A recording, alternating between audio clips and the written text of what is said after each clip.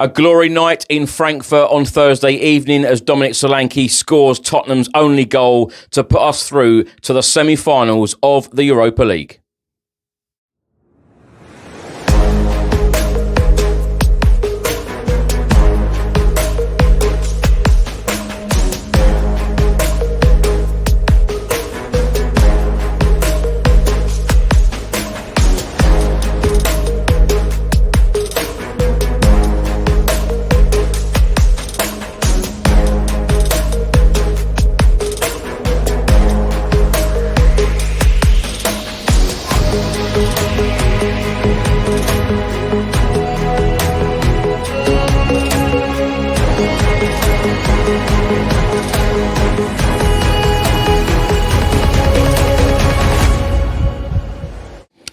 Welcome back to the channel. Hope you're all keeping well. This is another edition of Spurs in the Media, where I'll be going through all of today's newspapers, looking at all of the articles and the player ratings from the national press. From the game, Eintracht Frankfurt 0, Tottenham Hotspur 1, Spurs are through to the semi-finals of the Europa League. If you're watching on YouTube, please do hit the subscribe button, like, share and comment below. And if you're listening to this on an audio platform, please do hit the follow button and leave a review if you can.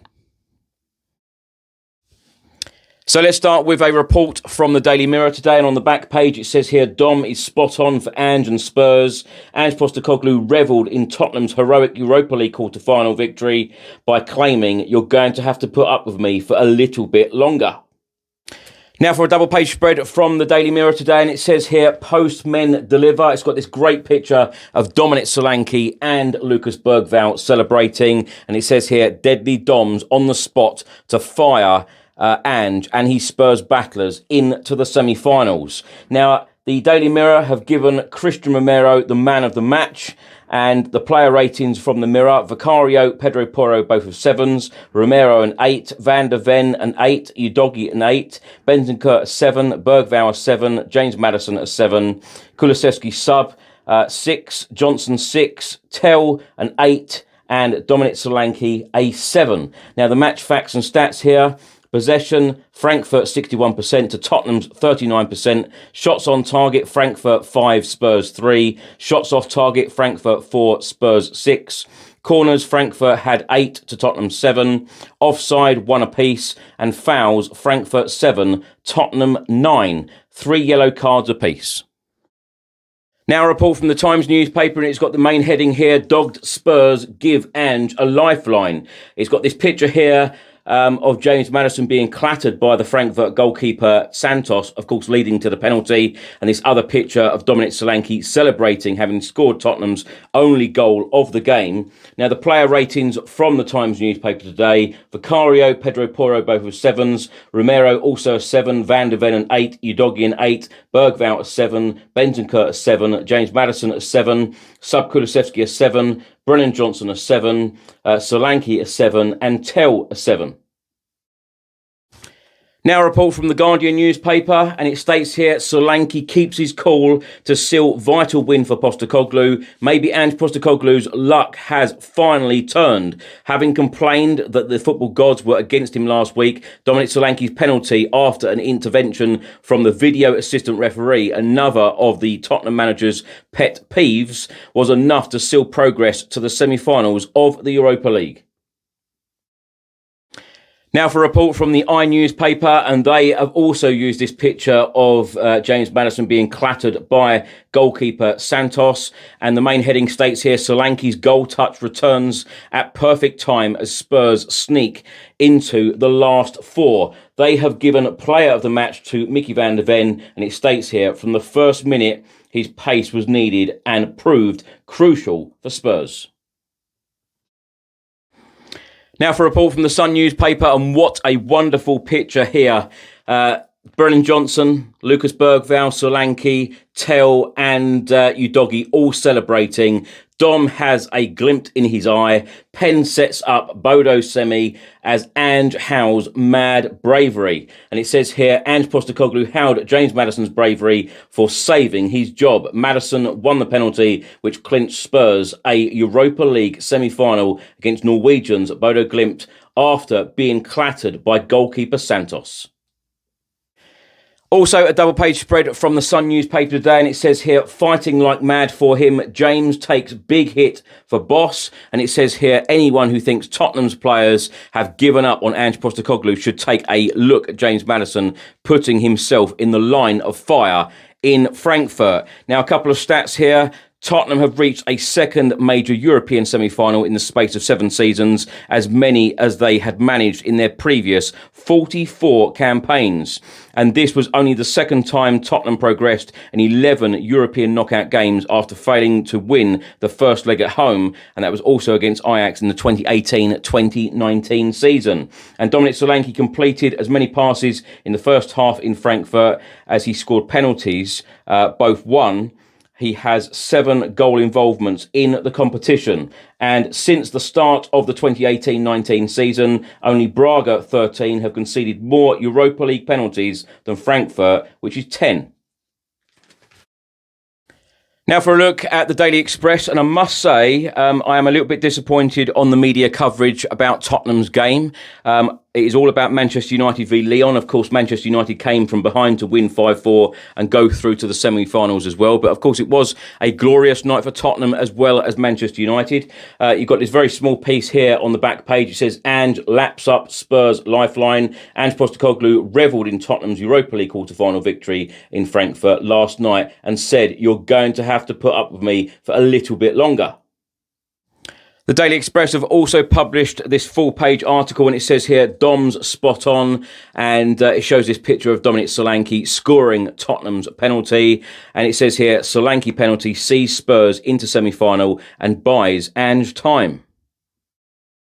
The Daily Star have also published this picture of Dominic Solanke scoring the penalty, and it says here, Dom Buster Solanke's Eintracht mind from spot. Now for a report from the Daily Mail, and it says here, football gods finally smile on Ange as Spurs emerge victorious from Lions' Den. Perhaps not a night to live alongside Amsterdam, but here was a victory on foreign soil for Tottenham to cherish, a triumph of all those things nobody ever associates with the club. The player ratings from the Daily Mail today, they have given Vicario and Pedro Porro both 7s. They have given Romero man of the match, 8.5 out of 10. Van de Ven an 8, Udogie a 7.5, Bergvall 7, Bentancur a 7.5, Maddison a 6.5, Sub Kulusevski a 6, Brennan Johnson a 6, Dominic Solanke a 6.5, and Tell a 7. And now a report from the Daily Telegraph, and it says here, Spurs show grit as Postecoglou lives to fight another day. It almost felt like Ange Postecoglou could have been out of his job even before Easter was over had Tottenham Hotspur exited from the Europa League last night. It's published this wonderful picture again of Dominic Solanke scoring Tottenham's only goal of the game. And this is a great picture here of the players celebrating Solanke, Bergvall, Johnson and Tell. And finally, let's hear from Tottenham Hotspur boss Ange Postecoglou. This is what he had to say after Tottenham's 1-0 win in Germany. Congratulations, Ange. You must be delighted with the maturity of your team tonight. Yeah, I'm delighted with many things, and super proud of the lads. Look, you're playing away from home, quarter-final against a very good side. You know you're going to have to work really hard and be well organised and disciplined, and also, we needed to score tonight, so we needed to show the quality we have as well. And to a man, I just thought they were outstanding. So proud of them that in such a big game, they delivered a performance that means we're through to the semi-final. And I think over the two legs, I think we deserve to go through. Tie could well have been over in the first leg, but again, we've earned the right to be in the semi. Gary. After a difficult season with injuries, etc., do you kind of have a sixth sense that Tottenham's name might be on this trophy? No, I don't think that way. But from our perspective, look, we've had a difficult season.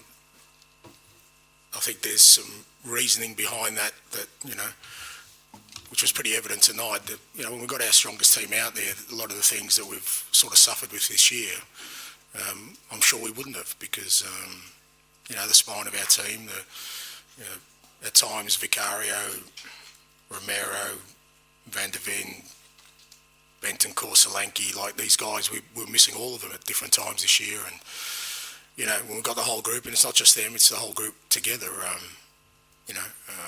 we know that we can be a team that's, pretty compelling against anybody. And, we're in the final four now, so we give ourselves a chance. Jay. Hi, Ange. Congratulations. I saw you walk down the tunnel at the end of the game with your arm around James Maddison. Just want to check in on how he's doing after what happened. Yeah, he's fine. Unbelievable courage in that moment, to put his body on the line, knowing full well he was going to, cop a pretty severe knock. I mean, I was surprised it wasn't a red card, but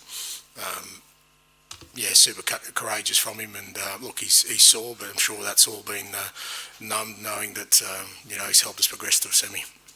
Matt. Hello, Ange. I was going to ask you about that as well. Are you warming to VAR tonight? Are you pleased with the intervention, or are you still a bit cross that it wasn't a red card? Oh, well, we can be a bit sort of facetious about that, Matt, but I thought it was a clear penalty. I'm not sure why it needed VAR. I mean, when a player wins the ball and it gets cleaned up, if that was a defender, it would definitely be probably a red card. Now, it's a goalkeeper, so maybe, but it's definitely a penalty. I don't think it needed a review. So, again, I think we got what we deserved. George. Hi, and congratulations. You've always had belief in this squad and this team, but I'm guessing you probably couldn't say really strongly, to everyone, you're going to win the Europa League before this two ties. How much confidence do you have in this squad now to go all the way and deliver what the fans have wanted for so long?